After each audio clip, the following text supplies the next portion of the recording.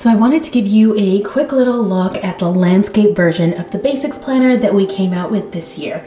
This is the same type of planner as the Basics portrait planner, so if you have enjoyed the Basics portrait planner, if you'd like to see more of it, I will leave a flag for it here. But for the video that we go over kind of what's in the portrait version of this planner. But this year we've come out with the landscape version because I know many of you like to use your planners, your iPads in general, in this orientation. So this year we've come out with an undated version of the planner, which I'll show you here. And we also have a 2023 dated version. It's exactly the same, except it already has the dates put in there for you. The benefits of an undated planner is that you can utilize the same planner over and over and over again, just download a fresh copy every year. The benefits of a dated planner, on the other hand, is that you don't have to worry about putting in the dates yourself. They're all already there for you. So we're gonna take a look at the undated one, but again, they're both exactly the same. We have the same 7 covers as the original portrait planner. I am thinking about coming out with different cover options. So let me know if that's something that you'd like to see. And then we get to the index and the overall functionality of the planner. So you'll see what templates we have. And over here, these are our extra sections and they're color coded. And everything in the index and along the edges here are clickable parts of the planner. To click through your planner, you just need to make sure your tools are off. So there's this little icon in the top right. If you click on that and your top bar goes from gray to blue, your tools are on, and then you can't click anything in your planner. But you can write it, but if you turn it off, then you'll find that you can click on all of the tabs in the planner just like that. So if for some reason the links aren't working for you, just double check to see that you have your tools off, and that usually does the trick. So up here in the top left, we have icons for the kind of versions of extra pages we have in this planner. And we also have quick little links to each of the sections here. So if I click on them, you'll see there's a blank page.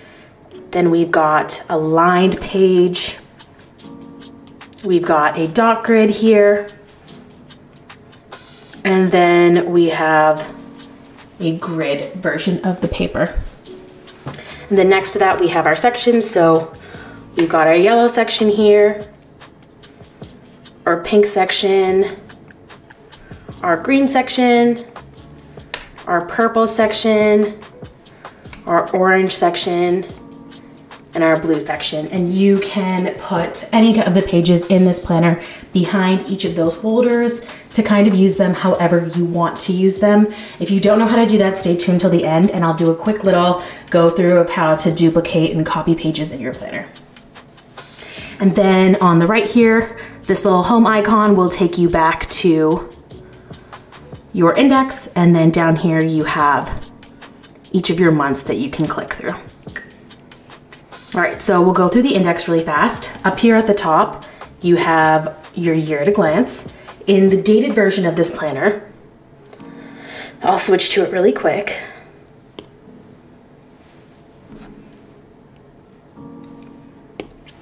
The year at a glance is filled in with all of the dates in the planner. So you can go through and then use these little gray little tabs beside each week to go to your corresponding weekly link. And you can click on any day in this planner and it'll go to the matching daily page. Then we have our vision board. Then we have a goal setting sheet. We've got a reset day sheet, a list template, a meal plan and fitness template, a budget template, a reflection template, and now we're in the months. And then, so once you're in the months, this is what every single month will look like. You'll notice that there are little tabs on the side. If you click in the week of one of those tabs, it'll take you to that corresponding week. And if you click on the top right corner of any of the days, it'll take you to the corresponding day. And this is true in both the dated and the undated planner. So I'll show you in the undated really quick. Let's go to one that I haven't filled in. So you can click on the little tab on the left side of the week to go to your matching week. And you can click in the top right corner and go to the matching day page in that planner. And to keep navigation as easy as possible, to get back to the weekly spread from any page that you're in any individual date page that you're in, all you need to do is click up here. You'll see the dates in the dated planner, and you can go ahead and click on that and it will take you back to your weekly spread.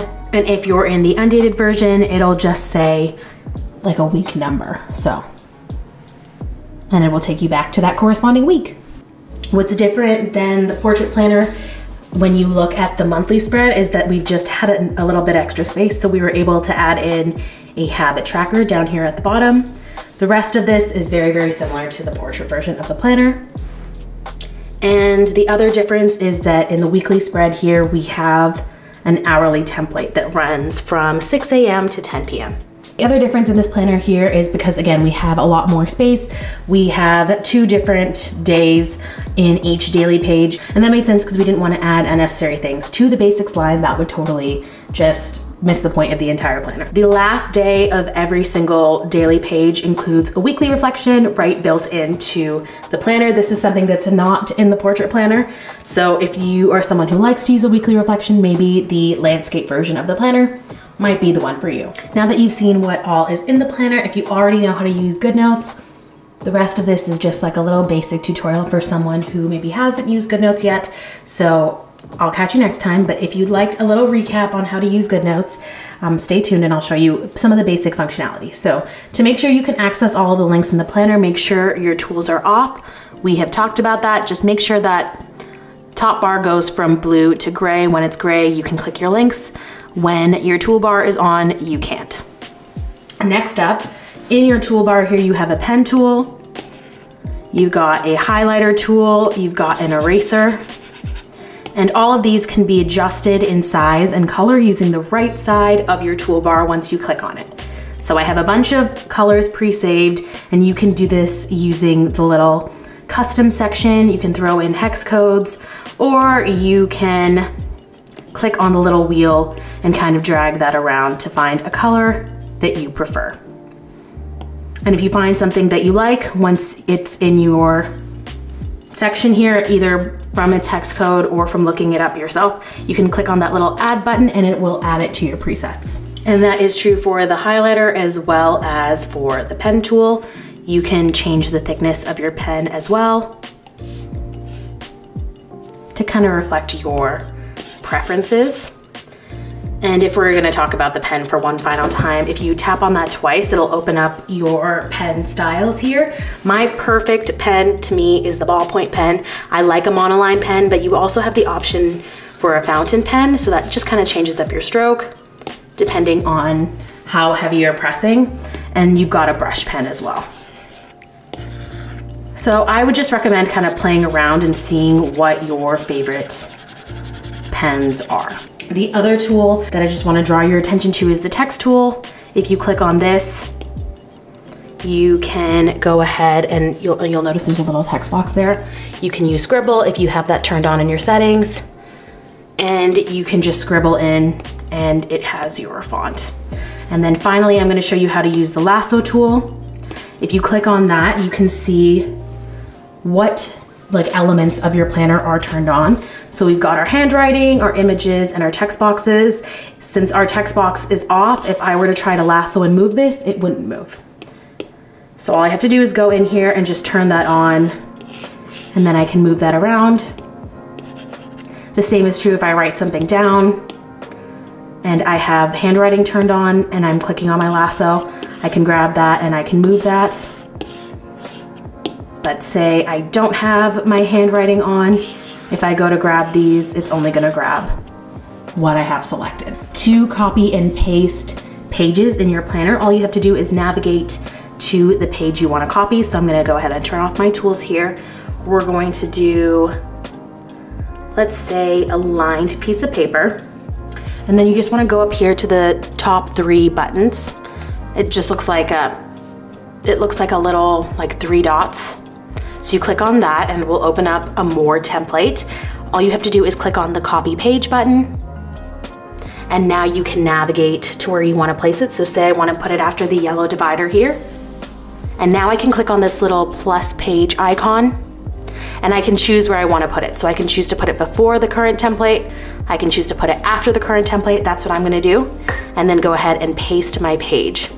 And now this page is located right behind my divider and I can use it just like I would a divider in a paper planner. And let's say you're not trying to move a page around, you just want to add the same page behind your current page.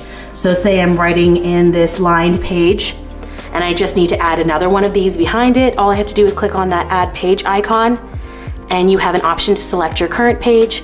Again, you can put it before or after and then just tap on current template and now you have 2 of those pages. And that is the Basics Landscape Planner.